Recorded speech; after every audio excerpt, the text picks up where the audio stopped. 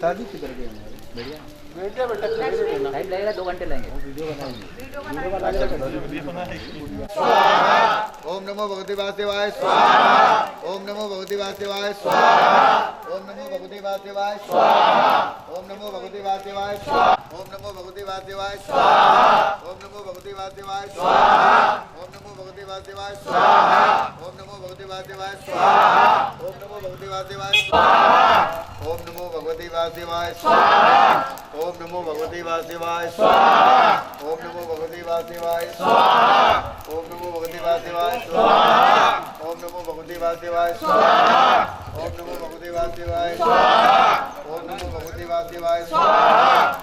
भैया हवन करते समय मुस्कुराते रहे, आंख लेकर के कोई नहीं देखे। नमो भगवते वासुदेवाय स्वाहा। ओम नमो भगवते वासुदेवाय स्वाहा। ओम नमो भगवते वासुदेवाय स्वाहा। ओम नमो भगवते वासुदेवाय स्वाहा। ओम नमो भगवते वासुदेवाय स्वाहा। ओम नमो भगवते वासुदेवाय स्वाहा। ओम नमो भगवते वासुदेवाय स्वाहा। ओम नमो भगवते वासुदेवाय स्वाहा। ओम नमो भगवते वासुदेवाय स्वाहा। वासुदेवाय स्वाहा। ओम नमो भगवते वासुदेवाय स्वाहा। ओम नमो भगवते वासुदेवाय स्वाहा। ओम नमो भगवते वासुदेवाय स्वाहा। ओम नमो भगवते वासुदेवाय स्वाहा। ओम नमो भगवते वासुदेवाय स्वाहा। ओम नमो भगवते वासुदेवाय स्वाहा। ओम नमो भगवते वासुदेवाय स्वाहा। ओम नमो भगवते वासुदेवाय स्वाहा। ओम नमो भगवते वासुदेवाय स्वाहा। ओम नमो भगवते वासुदेवाय स्वाहा। ओम नमो भगवते वासुदेवाय स्वाहा। ओम नमो भगवते वासुदेवाय स्वाहा। ओम नमो भगवते वासुदेवाय स्वाहा। ओम नमो भगवते वासुदेवाय स्वाहा। ओम नमो भगवते वासुदेवाय स्वाहा। ओम नमो भगवते वासुदेवाय स्वाहा। ओम नमो भगवते वासुदेवाय स्वाहा। ओम नमो भगवते वासुदेवाय स्वाहा। ओम सच्चिदानंद रूपा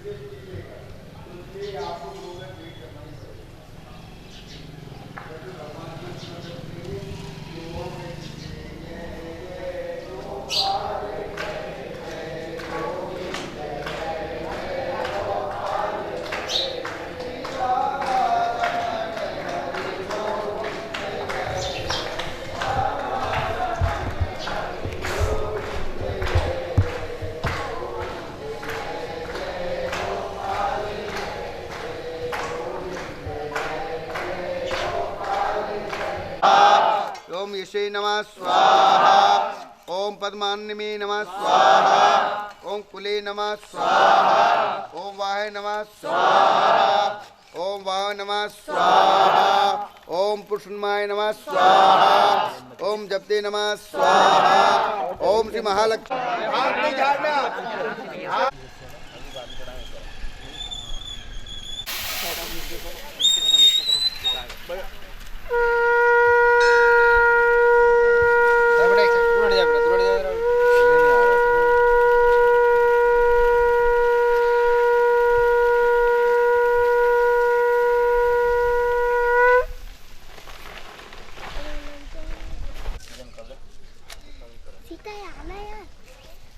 व्यवस्थित और सब अपने अपने स्थान पर खड़े हो जाएंगे और एक दूसरे से हाथ टचिंग कर लेंगे। जैसे चैन बनती है अपने साइकिल में, मोटरसाइकिल में जो चैन चलती है, बीच में करो यार। आराम से रखिए व्यवस्थित।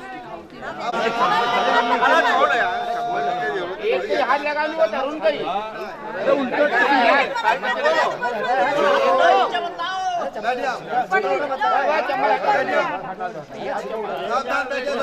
अरे तो और कैसा रखूं, हंसूं क्या करूं? थोड़ा सा पंडित जी हाँ हाँ रानी जरा हंस कर दिया करो, हंस नहीं इधर। अरे कितो सरकार को बड़ा पापा बड़ा पापा इधर की जरा एक ले ले यार, हाई जरा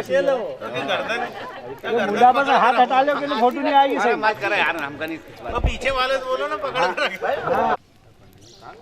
श्रीमन नारायण नारायण नारायण नारायण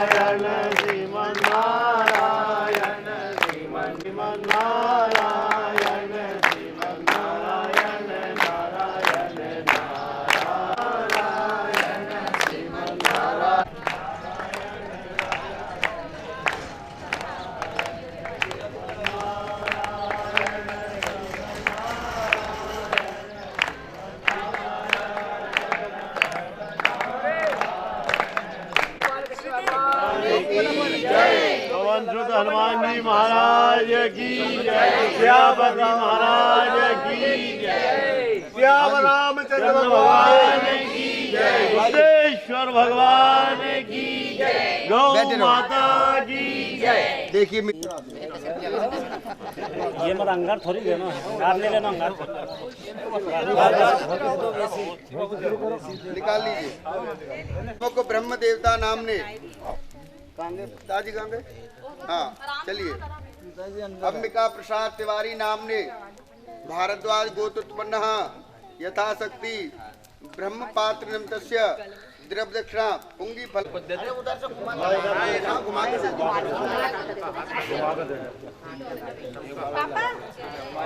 चलिए लीजिए।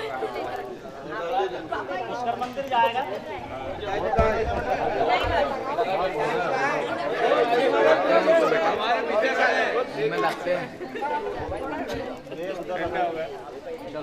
चलिए यजमान जी मेरी बात सुनिए। अब ये घी का पात्र ले लो।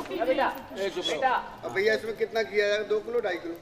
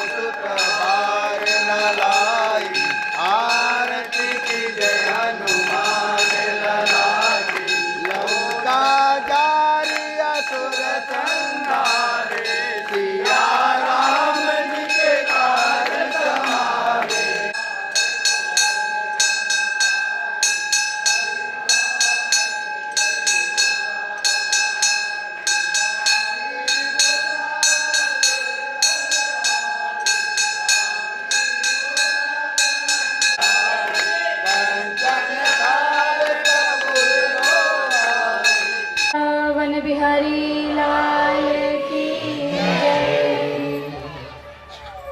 बड़े थके हुए लग रहे हैं आप सब लोग। आपकी आवाज़ से लग नहीं रहा कि सुनने की इच्छा है।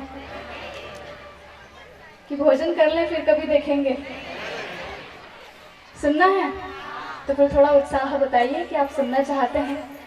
और उससे पहले मैं जो पीछे खड़े हैं भाई बहनों सभी से विनम्र आग्रह करूंगी कि यदि स्थान हो तो बिल्कुल स्थान ग्रहण कीजिए, और यदि कोई व्यवस्था में लगे हो तो फिर कोई बात नहीं, क्योंकि बहुत देर से मैं देख रही हूँ काफ़ी देर से सब लोग खड़े हुए हैं, तो आप खड़े होकर के कथा सुन रहे हैं तो बड़ी अच्छी बात है, ये एक तपस्या है।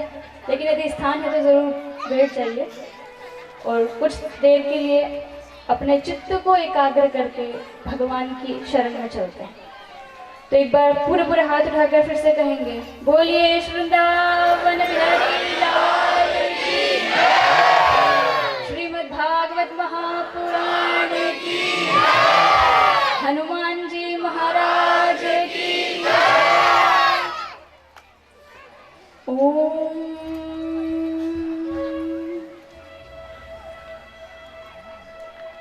ध्येयं सदा परिभवाघ्नमभीष्टदोहम् तीर्थास्पदं शिवविरञ्जिनुतं शरण्यम् भृत्यार्थिहं प्रणतपालभवाब्धिपोतं वन्दे महापुरुषते चरणारविन्दम्।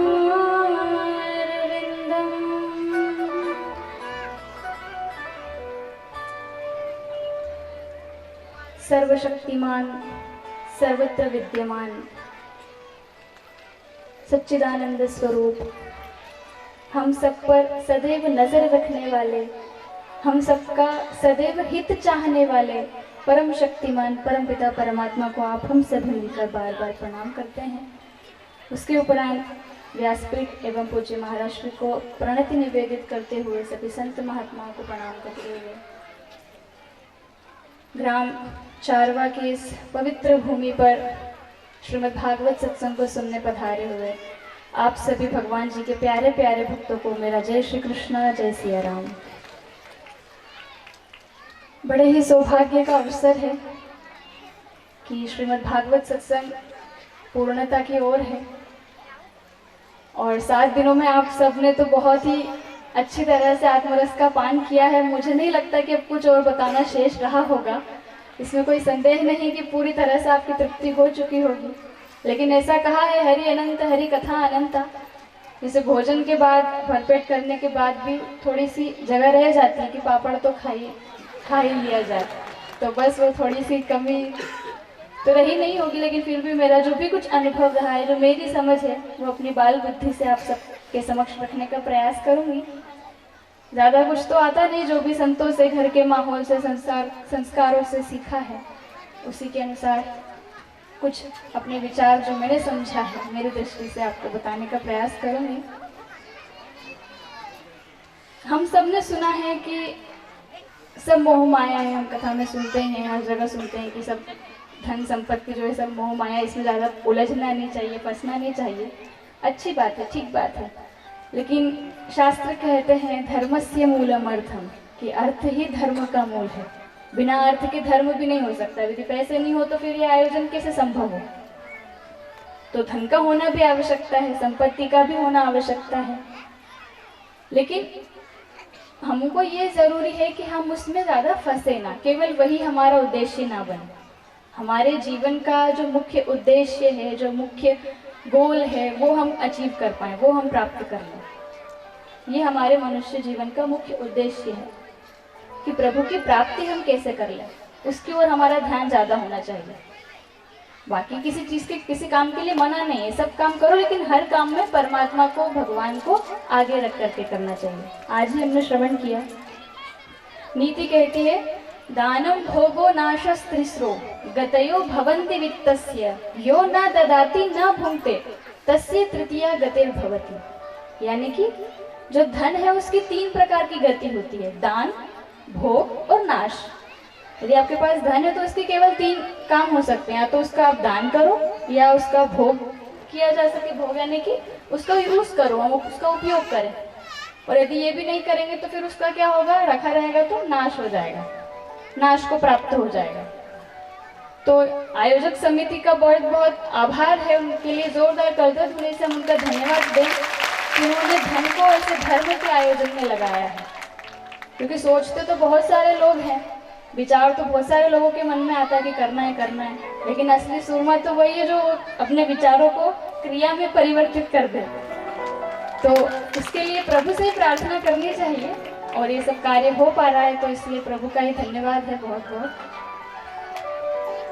तो हम सभी संसार में देखते हैं कि कोई भी व्यक्ति कोई भी काम करता है तो वो सुख पाने की इच्छा से ही करता है। आपने देखा है कभी किसी व्यक्ति को कि कोई काम उसने ऐसा करो कि मेरे को दुख मिल जाए इसलिए मैं कर रहा हूँ? कोई नई जमीन खरीद रहा है, कोई गाड़ी ट्रैक्टर खरीद रहा है, कोई मकान बनवा रहा है तो इसलिए बनवाता है क्योंकि दुख मिलना चाहिए। आपने कोई काम करा है कभी ऐसा कि भाई मेरे को दुख मिल जाए इससे इसलिए मैं कर रहा हूँ? क्या सोच के करते हैं हम कोई भी काम? सुख मिले, समृद्धि मिले, संपत्ति मिले, सबके घर में सुख शांति हो, इसलिए सब काम करते हैं। ये हमारी चाह है।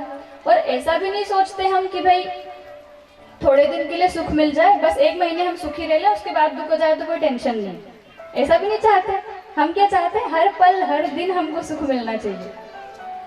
ऐसा है क्या कोई कि जिसको चाहिए कि भैया बस 2023 तक सुख मिल जाए, 24 में भले दुख मिल जाए तो चलेगा?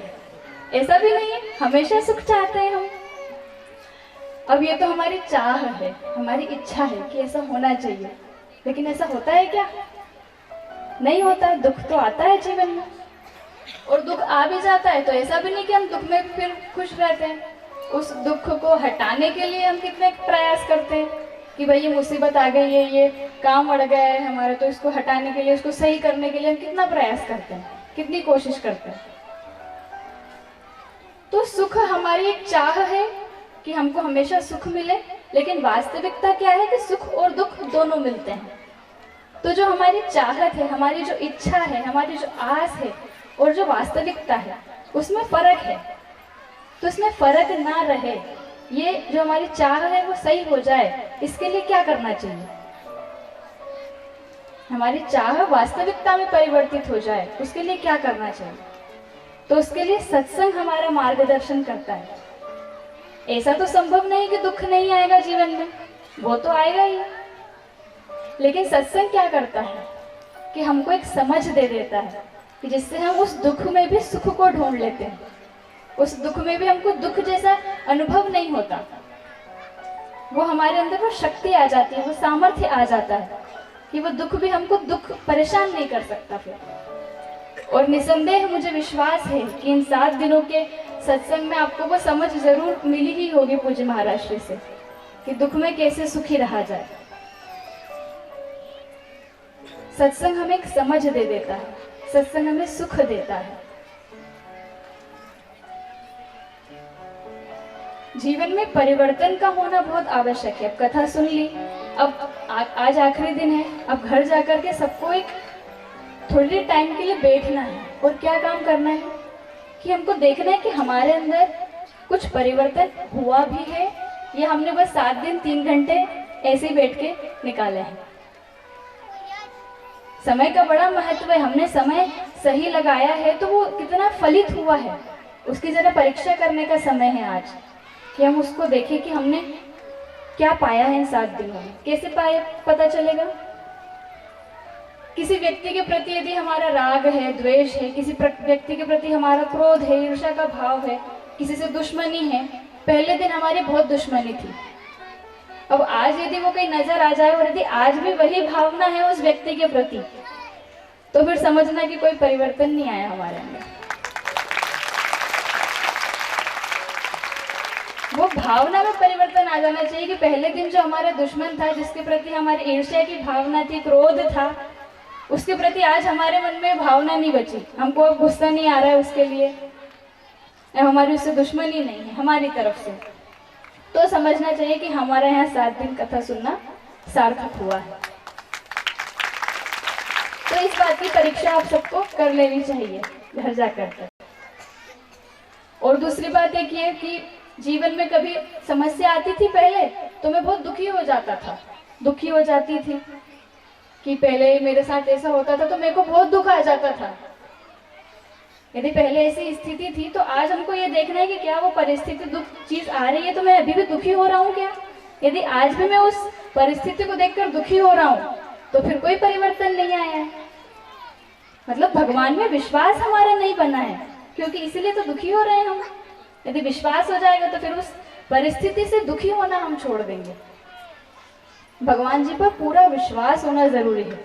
गोस्वामी तुलसीदास जी कहते हैं रामचरितमानस में, मंत्र जापो दृढ़ विश्वासा। ऐसा थोड़ा बहुत विश्वास की बात नहीं करिए, दृढ़ विश्वास की बात करिए कि चाहे कुछ भी हो जाए मेरा विश्वास भगवान के ऊपर हमेशा बना रहेगा, वो कभी डगमगाना नहीं चाहिए। ऐसा नहीं कि हमारा काम हो गया तो भाई विश्वास है भगवान है और काम नहीं हुआ तो चलो दूसरे भगवान के पास, ऐसा नहीं होना चाहिए। विश्वास पूरा पक्का होना चाहिए। विश्वास से ही काम चलता है संसार में। हम देखें तो नाई के पास जाते हैं कटिंग बनवाने के लिए, दाढ़ी बनवाने के लिए, तो कितने आराम से विश्वास करके आंख बंद करके कुर्सी पे टिक के बैठ जाते हैं, जबकि उसके हाथ में खतरनाक जानलेवा हथियार होते हैं, कैंची होती है, लेकिन फिर भी हम विश्वास करके आंख बंद करके मजे से बैठ जाते हैं। क्यों? विश्वास है।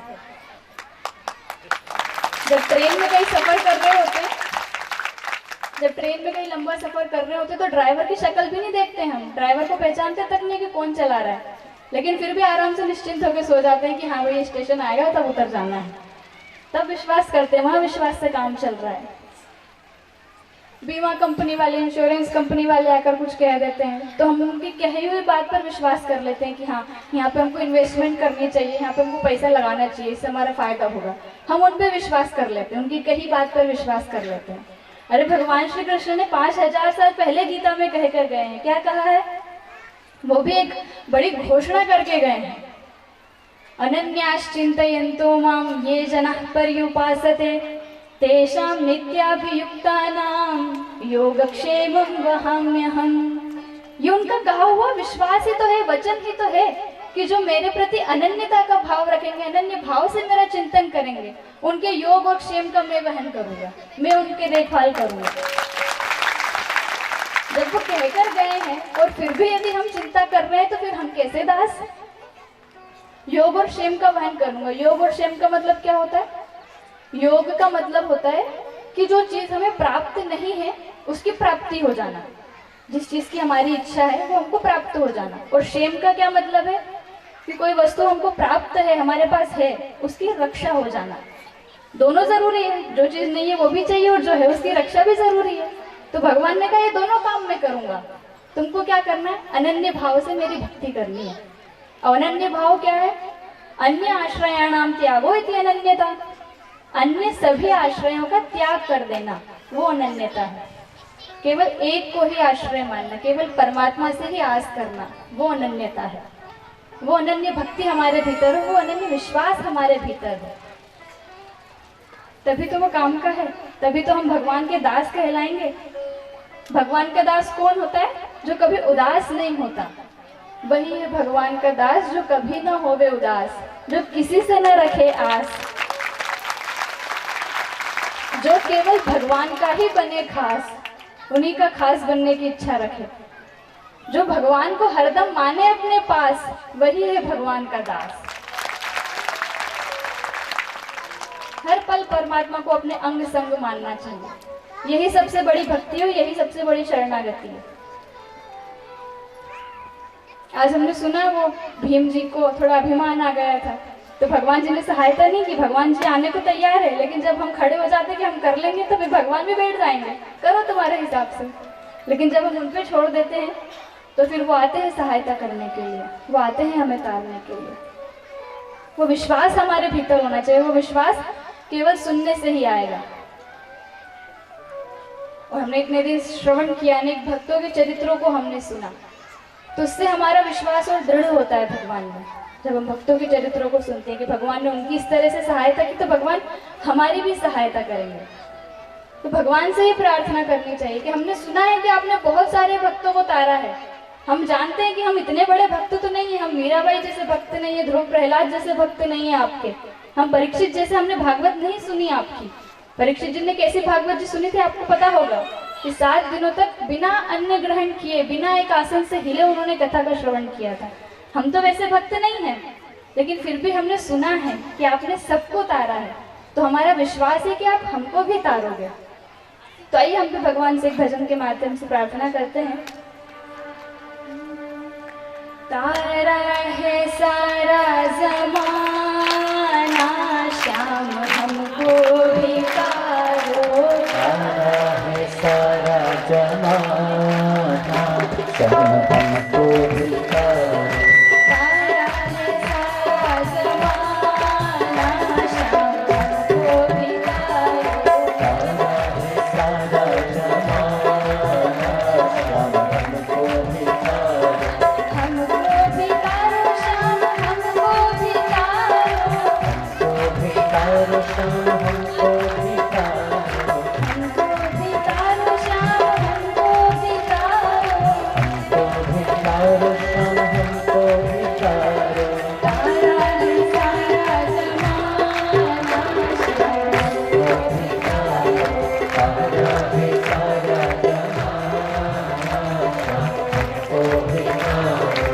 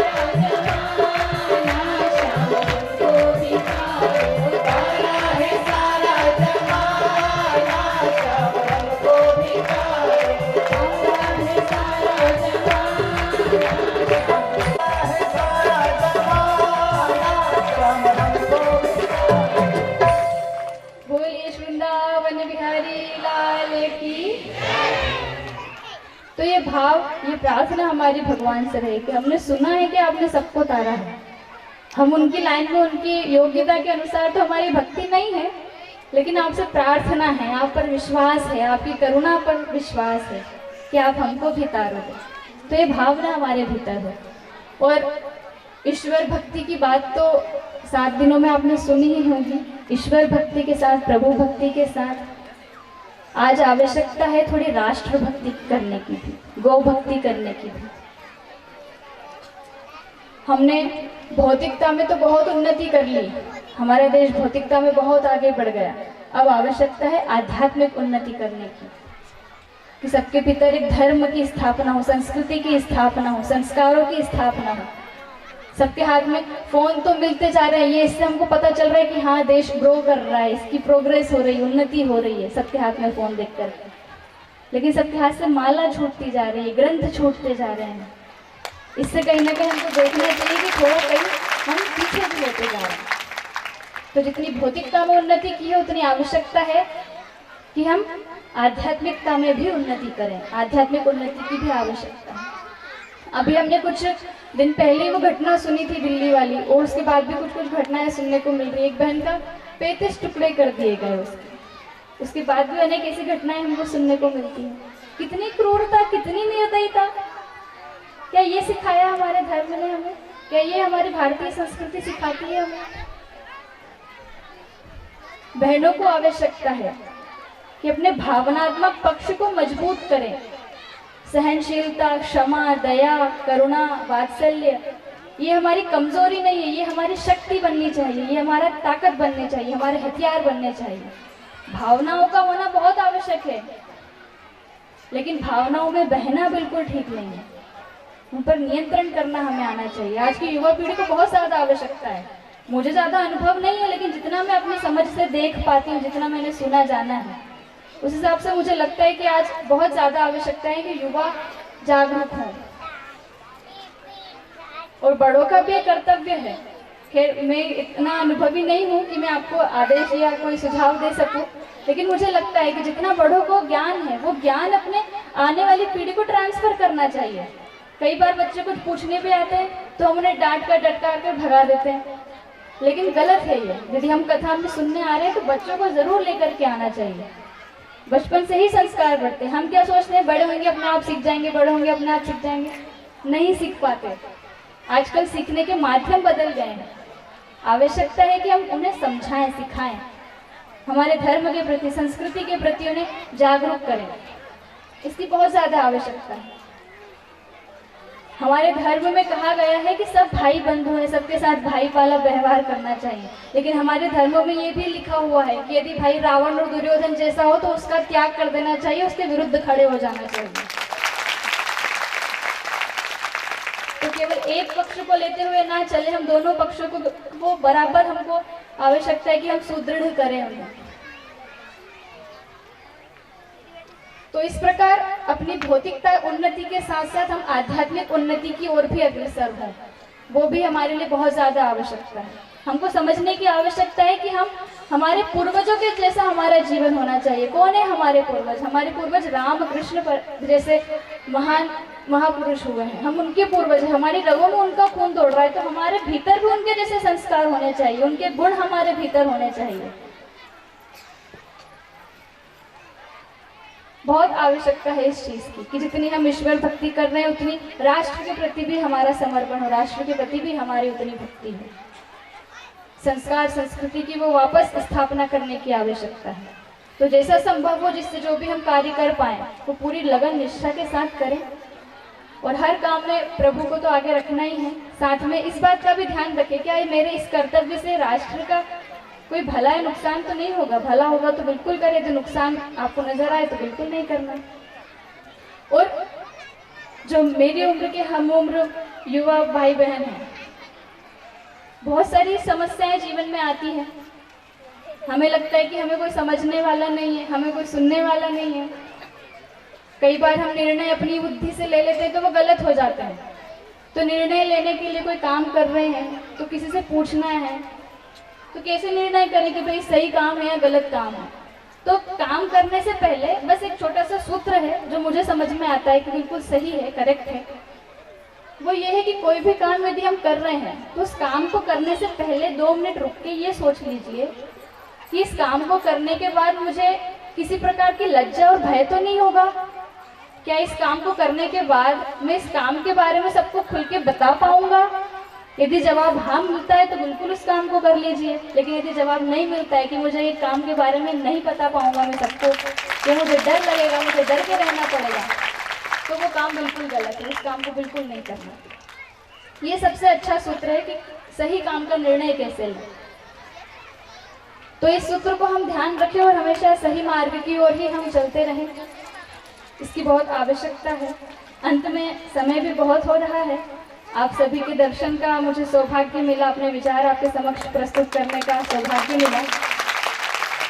मुझे बहुत अच्छा लगा। मैं आने का नहीं था हमारा, लेकिन पूज्य पिताजी का आदेश हुआ कि आ ही जाइए, तो फिर और आप सबके दर्शनों की भी इच्छा पूरी हो गई तो आना भी हो गया। एक भजन क्या कह रही है माता जी, तो कौन कौन सुनना चाहते हैं? कि भोजन भी करना है तो एक भजन, उसके बाद फिर भोजन।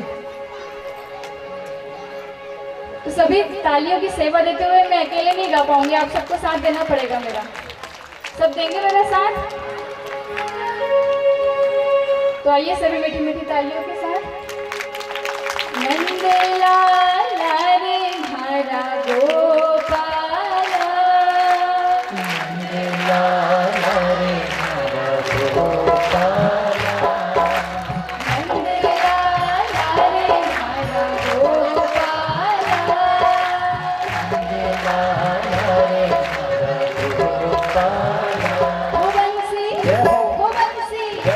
बंसी जोड़ के बजाई रे नंदलाला, ओ बंसी जोड़ के बजाई रे नंदलाला,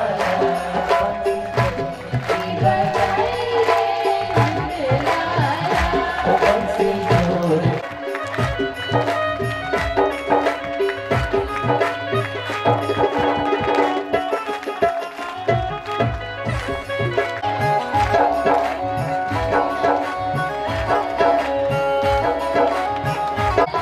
बंसी जोड़ के बजाई रे नंदलाला।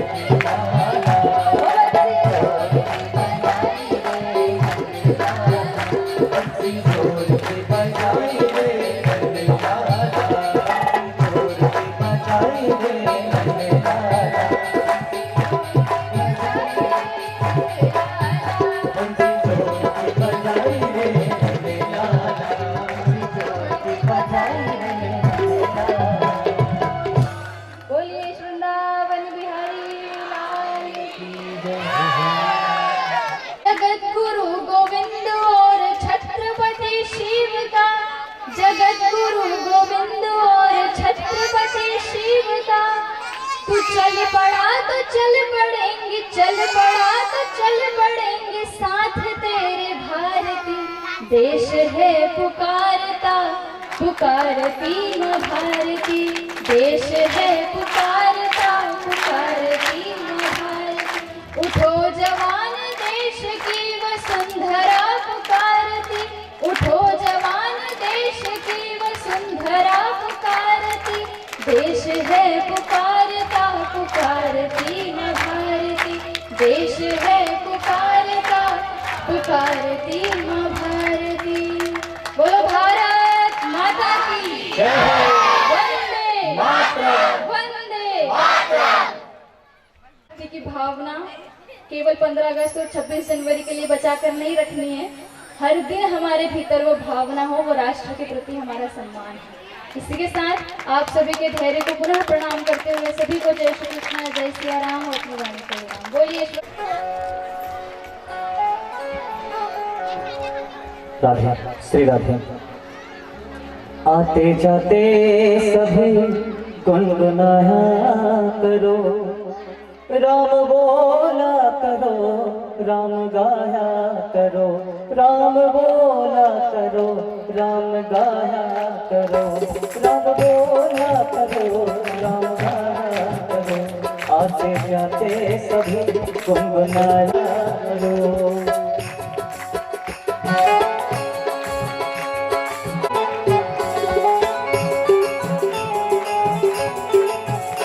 आते जाते सभी गुनगुनाया करो, आते जाते सभी गुनगुनाया करो। राम बोले रिश्ता निभाया करो, थोड़ा उससे रिश्ता निभाया करो। राम बोला करो, राम गाया करो, ओ राम बोला करो, राम गाया करो, राम बोला करो, राम गाया करो।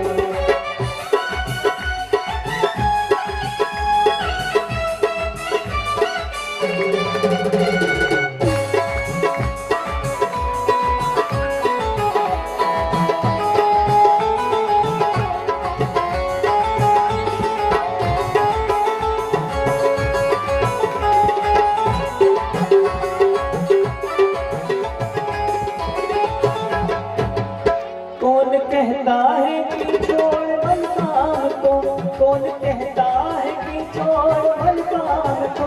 अच्छा हो याद रखो मेरे तुम राम को, अच्छा हो याद रखो मेरे तुम राम को।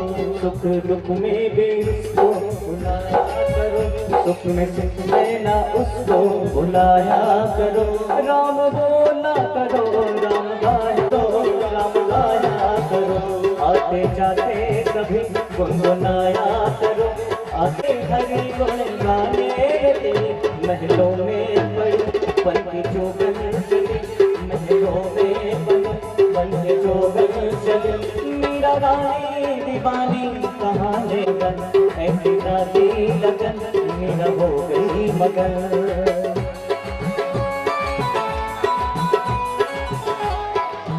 आइए हम सभी भगवान के मंगल में आरती को चल रहे हैं।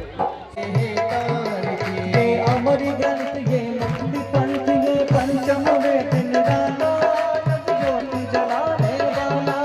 ये अमर ग्रंथ, ये मुक्ति पंथ, ये पंचम वेद निराला, नव ज्योति जगाने वाला।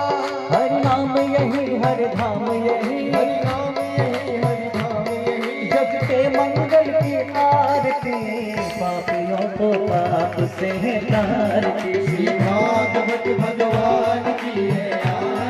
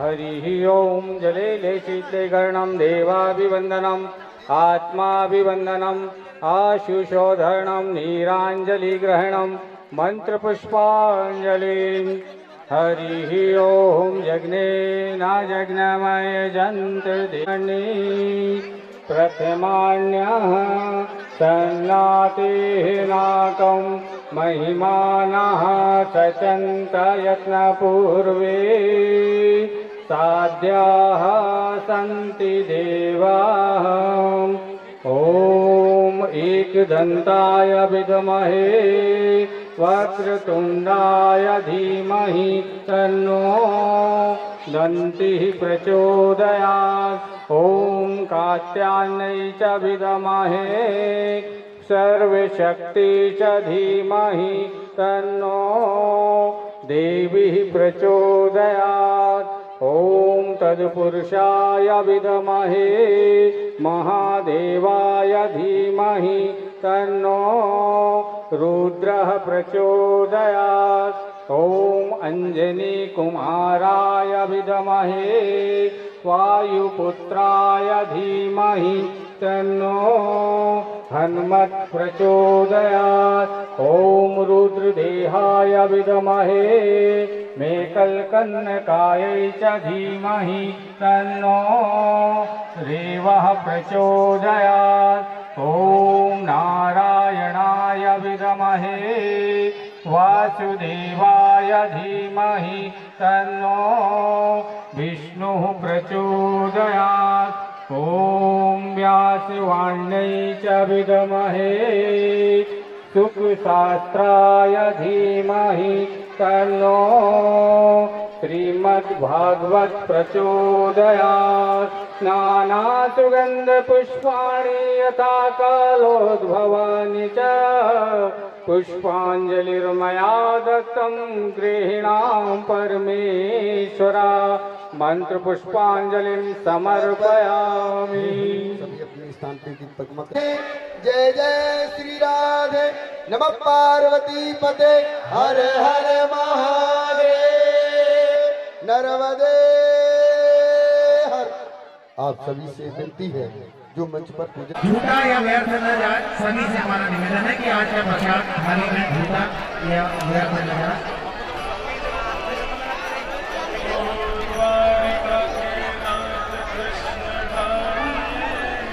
श्री तुलाराम जी खरे जादूपुरा कारोबार द्वारा गौमती घोषणा हेतु 101 रुपये की राशि दान भेंट की गई है।